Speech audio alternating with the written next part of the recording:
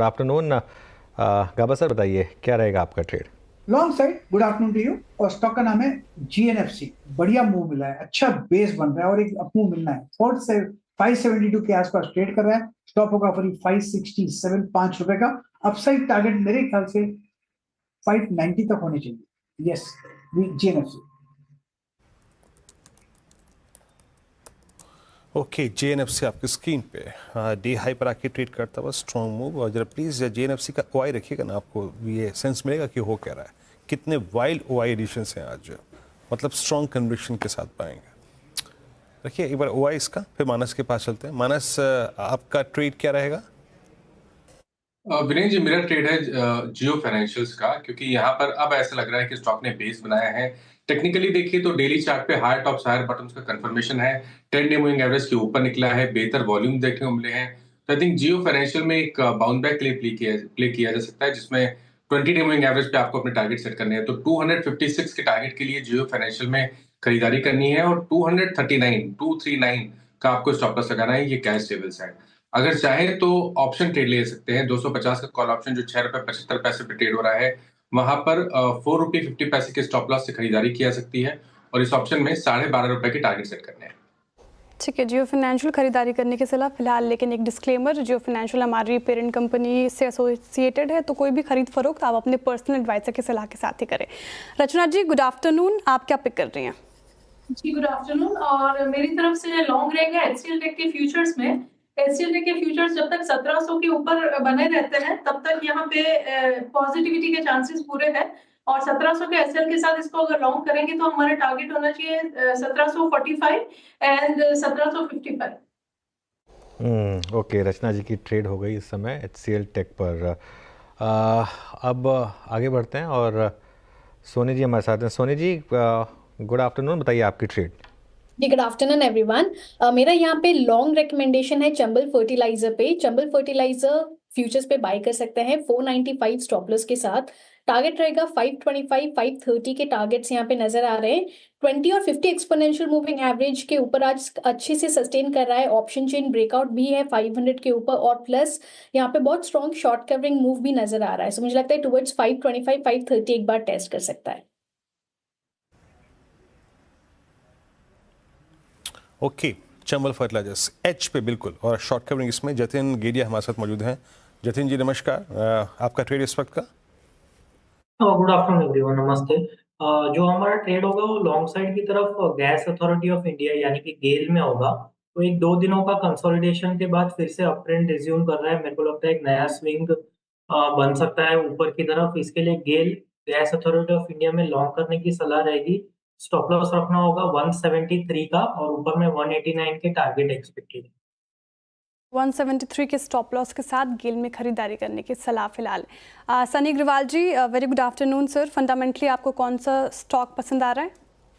Good afternoon everyone. I think मैं Bajaj finance के साथ जाना चाहूंगा। काफी रोबस्ट नतीजे कंपनी ने डिक्लेयर किए थे, और रिसेंटली इन्होंने अपनी जो लेटेस्ट प्रेजेंटेशन थी उसमें नेक्स्ट 5 ईयर का ग्रोथ प्लान भी पेश किया है, जहाँ कहा है कि इनका एलवीएम तकरीबन 23 से 25% की दर से ग्रो होगा अगले 5 सालों में। तो 3 से 4 नए प्रोडक्ट लॉन्च करेंगे which will be the one of the key driver as far as growth is concern. और मुझे लगता है कि बजट में जिस तरह से कंजम्पशन का बूस्ट मिला है, एक जो कंज्यूमर फाइनेंस कंपनी है उसे भी कहीं ना कहीं बेनिफिट होते नजर आएगा। तो I think from a medium term I feel the fair value is close to 9100। और कोई अगर लॉन्ग टर्म के लिए होल्ड करता है तो मुझे लगता है कि ये स्टॉक आसानी से 10,000 का जो टारगेट है ये क्रॉस कर जाएगा over the period of 24 months.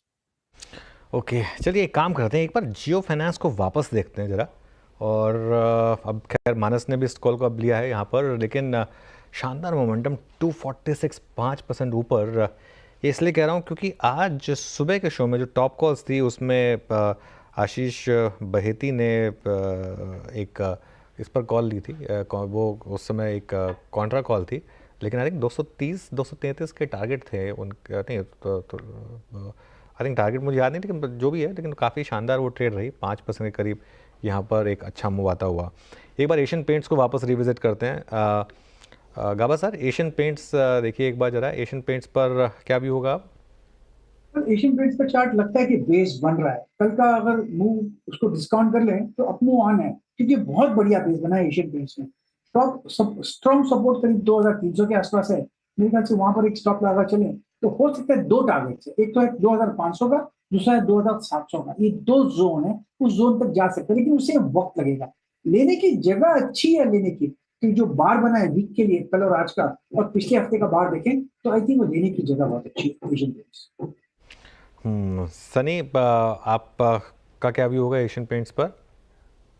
I think अनुज, मैं नंबर्स देख रहा था, प्राइमा फेसी लग रहा है कि सिक्वेंशियली काफी बेहतरीन इंप्रूवमेंट देखा है हमने मार्जिन में।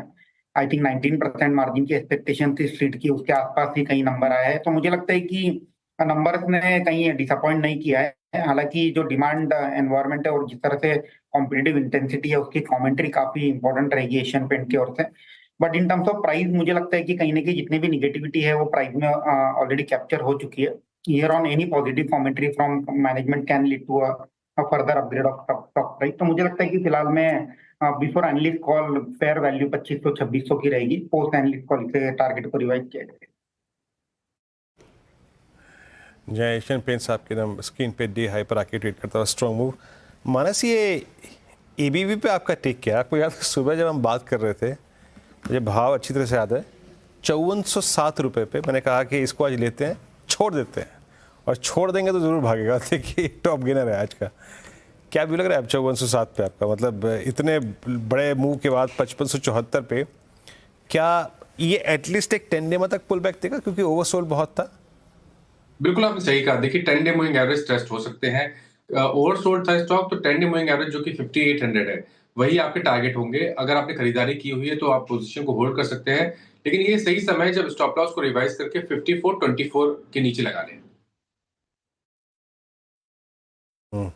5424 के नीचे लगा लें, और एक ट्रेलिंग स्टॉप लॉस याद रखिएगा, इनमें भी स्ट्रेंथ नहीं है, it's only short covering. Please जरा जब मैं स्टॉक्स बोलूँ तो उसके साथ उसका ओआई रखिएगा। अभी इसमें clear signs of short covering है, अभी फ्रेश बाइंग नहीं है, अभी कॉल राइटर्स बैकफुट पे आ रहे हैं, ओआई शेड हो रहा है। ये देखिए आपकी स्क्रीन पे ओआई शेड हुआ है अभी यहाँ पर, ना कि फ्रेश बाइंग। सीरियसल का जिक्र मैं कुछ देर पहले कर रहा था, उसमें भी ओआई शेड हुआ है, उसमें कोई फ्रेश बाइंग अभी तक नहीं है। लेकिन एक दो काउंटर्स जिनमें एक्यूट स्ट्रेंथ है, उसमें 1387 पे चोला लेके आइए जरा प्लीज़। एनबीएफसीज में Chola, OI gainers plus combination of short covering दोनों है यहाँ पर। ये सोनी जी, आपका टेक इस पे क्या होगा चोला पे इस वक्त? अभी इसको और एक्सटेंड कर सकता है अपने मूव को ये, और कोई कॉल? जी वीरेंद्र जी, मुझे लगता है कि चोला फाइनेंस टुवर्ड्स 1400 एक बार थोड़ा सा रेजिस्टेंस अगर फेस करता है, अगर वहां पे वो क्रॉस करता है रेजिस्टेंस को, तो कंटिन्यू रहेगा यहाँ पे अपसाइड। इन एनी केस अगर भी 1400 पे थोड़ा रेजिस्टेंस होता है तो टुवर्ड्स 1370 सपोर्ट बन रहा है यहाँ पे काफी अच्छे से। सो ये 1370 1400 रेंज पे अक्यूमुलेट कर सकता है, मुझे लगता है पोजिशनल बेस पे रखना चाहिए इसको। एनीवे 1400 को जब वो क्रॉस करता है, एक अच्छा मूव टुवर्ड्स 1460 1480 के रेंज पे रहेगा। सो करंट लेवल पे भी अगर बाय करते हैं तो टुवर्ड्स डिक्लाइंस तक आप ऐड कर सकते हैं। 1370 है वो डिक्लाइन जहां तक आप ऐड कर सकते हैं। पोजिशनल प्ले रहेगा यहाँ पे, अक्यूमुलेट कीजिए, होल्ड करना चाहिए यहाँ पे टुवर्ड्स 1460 1480 टारगेट के लिए। होल्ड। चोला इन्वेस्टमेंट 3.5% से ज़्यादा की तेज़ी फिलहाल इस पर्टिकुलर काउंटर में। इनफैक्ट ये फिनेंस सेक्टर ही आज तेज़ होता दिख रहा है। सुंदरम फिनेंस का चार्ट रखिए स्क्रीन पर, ये भी डे हाई के आसपास और 7.25% की तेज़ी इसमें करीब देखने को मिल रही है। 4615 पे कारोबार कर रहे हैं। मानस जी, सुंदरम फिनेंस क्या लग रहे हैं यहाँ पे, क्या स्ट्रैटेजी बनती नजर आ रही है फिलहाल? देखिए कंसोलिडेशन दिख रहा है, ये कंसोलिडेशन 200 डे मूविंग एवरेज के ऊपर हो रहा है, तो उम्मीद कर सकते हैं कि 4740 जहां पर एक रेजिस्टेंस है, अगर वो लेवल्स ब्रेक हो जाते हैं तब तो आपको एक बड़ी रैली देखने को मिल सकती है, जिसमें शायद आपको 5500 तक के भाव भी देखने को मिल सकते हैं। तो अगर लॉन्ग पोजीशन है तो बने रह सकते हैं 5490 के नीचे स्टॉप लॉस लगा के, लेकिन फ्रेश खरीदारी 4700 के ऊपर करें तो बेहतर रहेगा। तो फिलहाल सुंदरम फाइनेंस में, इनफैक्ट श्रीराम फाइनेंशियल भी आज टॉप गेनर्स में शामिल, यहाँ पे 5.5% से ज़्यादा की तेज़ी।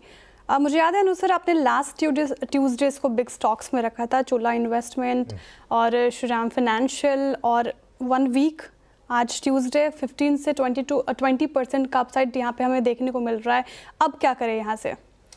बिल्कुल, आई थिंक श्रेया, पिछले ट्यूसडे को जब मैंने ये व्यू लिया था, मुझे खैर ये आइडिया नहीं था कि ये स्टॉक्स में इतना बड़ा मूव आएगा, लेकिन वो जब व्यू लिया गया था वो इसलिए लिया गया था क्योंकि सब आरबीआई ने लिक्विडिटी मेजर्स अनाउंस किए थे और वो स्ट्रॉन्गर एनबीएफसीज के लिए एक बहुत बड़ा पॉजिटिव था, स्ट्रॉन्गर एनबीएफसीज के लिए।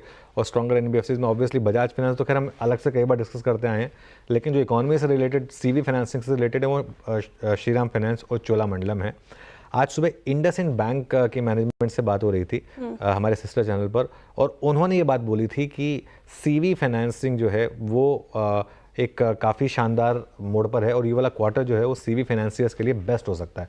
इंडसइंड बैंक भी आज सुबह वैसे हमारा बिग स्टॉक था, वो भी आज डे हाई पर है, लेकिन ये जो व्यू था मेरा श्रीराम फाइनेंस और चोला पर वो इस चीज़ पे प्रेडिकेटेड था। और अब क्योंकि फ्राइडे को रेट कट भी एक्सपेक्टेड है तो मेरा ये मानना है कि स्ट्रॉन्गर एनबीएफसीज में अभी भी मुझे लग रहा है यहाँ से भी बड़ा मूव और पेंडिंग है। ये क्या होता है ना, देखिए ये एक बार सेक्टर्स में जब टेलविंड आती है ना और जब मैक्रो टेलविंड आती है तो वो एक इनके लिए बड़ा पॉजिटिव होता है, तो इसके लिए इस चीज़ को आपको ध्यान में रखना है। तो श्रीराम फाइनेंस और चोला दोनों मेरे ख्याल से काफ़ी पॉजिटिव हैं। सनी जी, आपके रेडार पर होगा क्या कोई सीवी फाइनेंसिंग स्टॉक? या डेफिनेटली मुझे लगता है कि commercial vehicle as a segment अगर आप इवन मंथली सेल्स नंबर देखेंगे तो कहीं ना कहीं थोड़ी सी इंप्रूवमेंट हमने देखी है जैन मंथ में, और ऑब्वियसली इसका सीधा सीधा बेनिफिशियरी सीवी फाइनेंसिंग कंपनी रहेगी। आई थिंक इसमें कोई दो राय नहीं है कि श्रीराम फाइनेंस और Chola they are the number one player.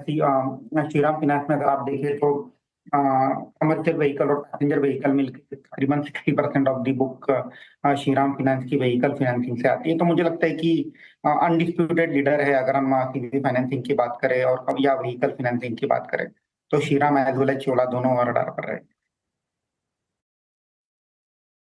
Shriram चोला दोनों स्ट्रॉन्ग और एनबीएफसीज में काफ़ी स्ट्रॉन्ग मूव है, लेकिन अगर आप प्लेसमेंट देखें स्टॉक्स के, अब थोड़ा बैंक्स पे आते हैं। सबसे बड़े क्रिटिकल एज पे कौन सा बैंकिंग स्टॉक फ्यूचर बैठा है? And it's I think Kotak Mahindra bank, और मैं थोड़ा प्रीएम्प्ट कर रहा हूँ बट आपकी राय प्रकाश सर। 1924 और जनवरी 2022 से लेके अब तक मेरे ख्याल से कम नहीं तो 20 हाइज इसी रेंज के हैं, 1930, 1950, 1930, 1950। इस बार पोटेंशियल लगता है क्या सर कि ये इस ट्रेजेक्ट्री को पार कर जाएगा? बहुत ही कंसोलिडेशन हुआ है कोटक महिंद्रा बैंक, लेकिन लेना चाहिए तो 1, 2, 3 दिन या 5 दिन या 10 दिन के लिए नहीं लेना चाहिए। लेना चाहिए तो 1, 2, 4 महीने के लिए लेना चाहिए। स्टॉक थोड़ा डीप होगा, ट्रेड करें 1923 पर, जो बेस बना हुआ है वो मूव मेरे ख्याल से 2200 तक ले जाएगा। तो ये स्टॉक बढ़िया है, एंट्री करनी है, initial foot in the toe in the water कहते हैं, लगाए ले सकते हैं। अभी 1925 में स्टॉप लगाए टाइट करीब 1885 का, अब भी ले सकते हैं, और जैसे अपमूव मिलता है या ब्रेकआउट मिल जाता है ऐड कर सकते हैं, जैसे कि बजाज फाइनेंस में हुआ था। सिमिलर सेटअप है कोटक महिंद्रा। ओके,